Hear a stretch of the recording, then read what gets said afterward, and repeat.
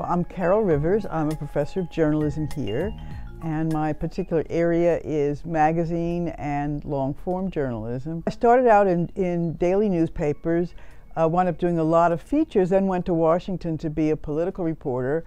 Very exciting time, the Kennedy years, the civil rights struggle was going on. So I spent a lot of time doing daily journalism in that arena. And then I found myself wanting to do more, get more in depth. So I started doing more magazine pieces, and that led me to actually doing books. And now I'm blogging.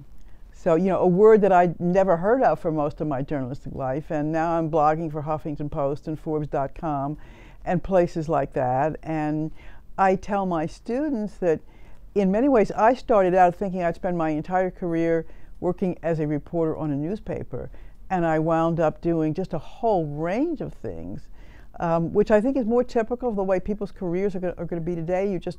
You're not going to stay in the same place. You're going to do just lots of different things you may never have expected. When I was a young reporter in Washington, I had an interview with J. Edgar Hoover, and he said that Martin Luther King was the most notorious liar in the country. This was in the middle of the Civil Rights Revolution. It was an enormous story, and perhaps had a part in really beginning Hoover's slide from public favor and power.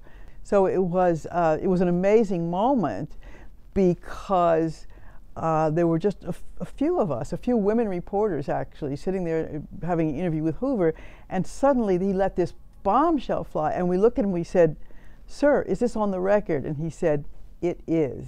I think that one thing that's really interesting to me now is there's so many new places for young journalists to get attention. And if you have a voice, if you have something interesting to say, you know, in the old days, if you wanted to express your opinions and have a column, you had to go work for a paper, wait maybe 10 or 15 years until you could be allowed to do that. Now, you can put things up on the internet. You can do, there's just all sorts of ways you can get your content to people who are interested in it. And it's kind of a whole new era. It's like the Wild West. It's scary, but it's also exciting because there's so new ways for really talented young people to break through and to emerge.